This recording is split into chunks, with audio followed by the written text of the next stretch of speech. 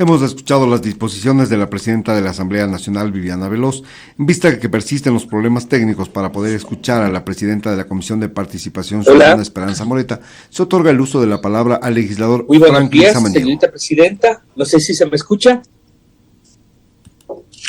Hola. Escucha, legislador. Muchísimas gracias, estimados compañeros.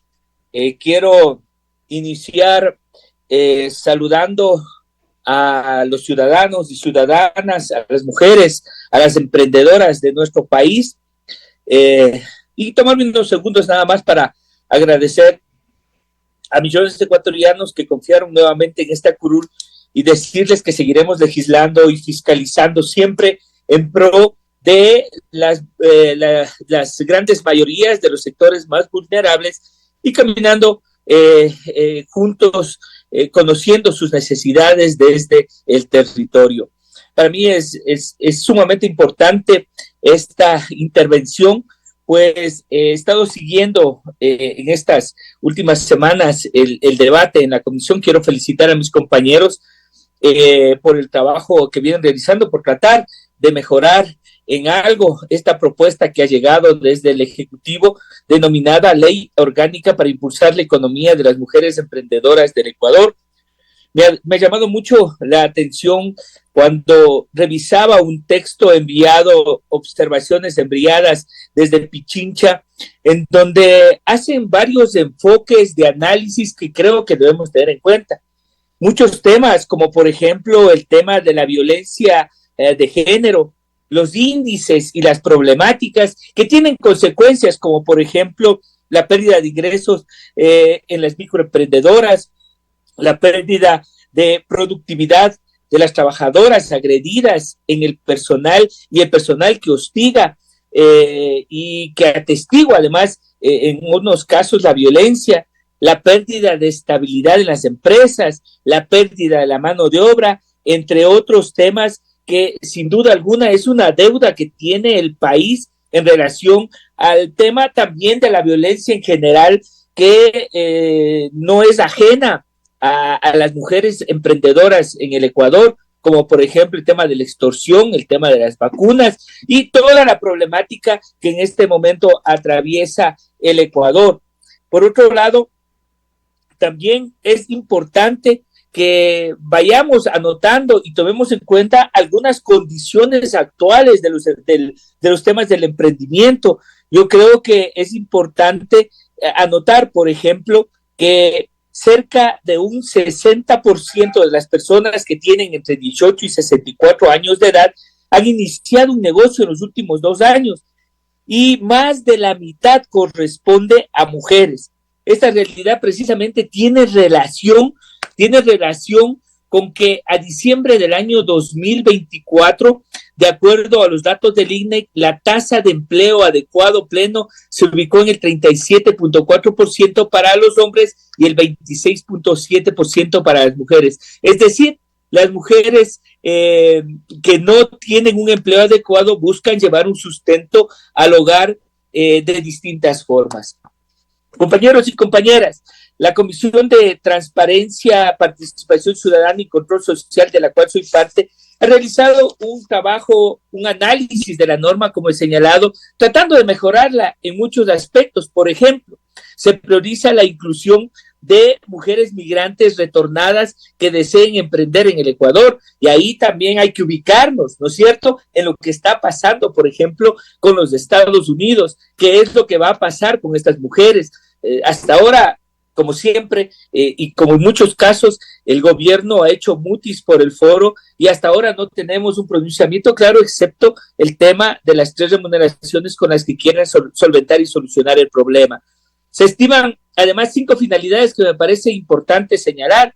Primero, promover la economía, la autonomía económica, fomentar la creación y fortalecimiento de emprendimientos, reducir las brechas de género, impulsar la formalización y participación de las mujeres y crear un entorno favorable para la conciliación entre trabajo y la vida personal. Yo ahí me pongo un elemento adicional que veo que nos falta, y es el tema de cómo se articulan los niveles de gobierno en esta problemática para poderla enfrentar. ¿Cuál es el rol que tiene el gobierno central, que sin duda alguna está establecido en la ley y en la Constitución, y cómo se articula con los gobiernos locales? Hoy les digo, por lo menos en Pichincha, al gobierno provincial le ha tocado asumir la responsabilidad con Guarmi y Pichincha de enfrentar los temas de género, poner abogados, poner un centro de mediación,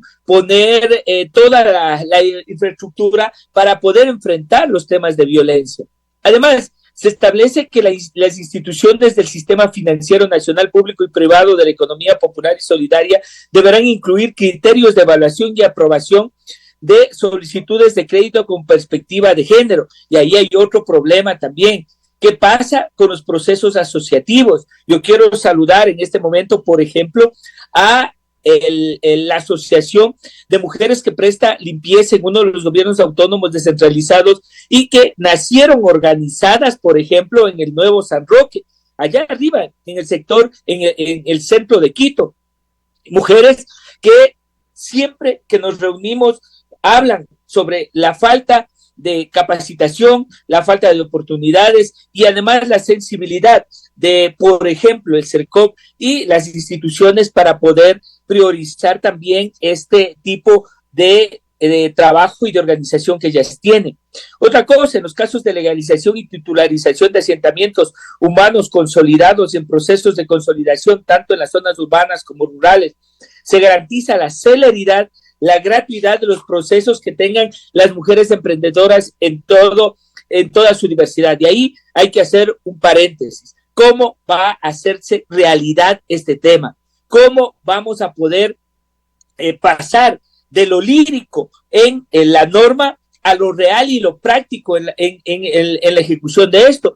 Tomando en cuenta que este punto le corresponde a los gobiernos autónomos descentralizados municipales y que al final termina siendo interesante. Pero ¿qué va a pasar cuando, por ejemplo, una mujer tiene una unión de hecho no reconocida o de poco tiempo y tiene un inmueble o adquieren con la persona con la que vive? ¿Cómo van a proceder? Entonces, la idea también es que esto sea viable y sea práctico y que no se llene de un montón de requisitos que entorpezcan su viabilidad.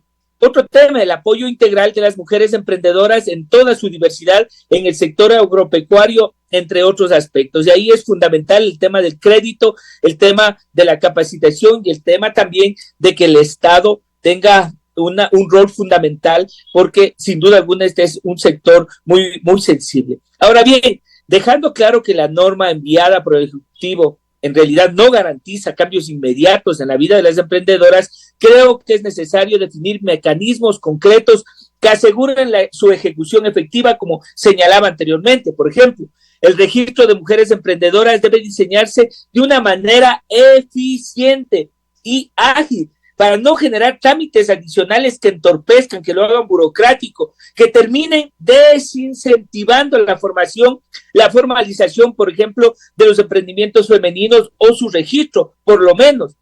Desde otros aspectos, considero que también, en base a lo manifestado por algunas firmas de investigación, como decía, cerca del 60% de las personas que tienen entre 18 y 64 años han empezado un negocio en los últimos años y más de la mitad corresponde a mujeres, es decir, 7 de cada 10 emprendedoras en Ecuador son madres a cargo del hogar. Según otro reporte de la consultora económica Oeconomics, de la mayoría de mujeres emprendedoras en el Ecuador, el 72% son madres a cargo del hogar y en promedio tienen 2 hijos. Entonces, desde el objetivo de la ley hasta las disposiciones reformatorias, se deben incluir, por ejemplo, a las mujeres emprendedoras no formalizadas. ¿Qué va a pasar con la señora que vende las papas fritas en la esquina? ¿Qué va a pasar con la persona que realiza venta de refrescos? ¿Qué va a pasar con todas esas mujeres que sin duda alguna necesitan con mayor entereza y mayor profundidad de las políticas públicas que garanticen su sustentabilidad?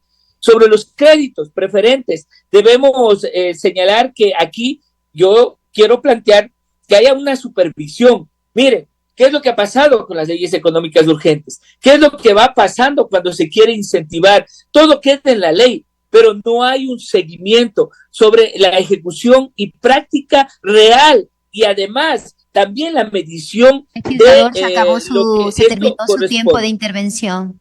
Listo, señora presidenta, yo quería solo terminar, voy a presentar mis observaciones por escrito, únicamente terminar señalando que no es posible, que debemos cuidar que no se entorpezcan y no se burocraticen los trámites, y que esto en la práctica tenga que ser real y no solo una propuesta que al final se quede en una ley que no tenga los recursos y que no haya la política pública, porque en ocasiones es muy fácil echarle la culpa a la Asamblea Nacional de todo lo que pasa, y cuando hay que poner la plata y cuando hay que hacer efectiva la política pública, ahí se nota la insensibilidad, como por ejemplo la que tiene este gobierno y lo ha tenido con muchos sectores. Muchísimas gracias, compañeros y compañeras.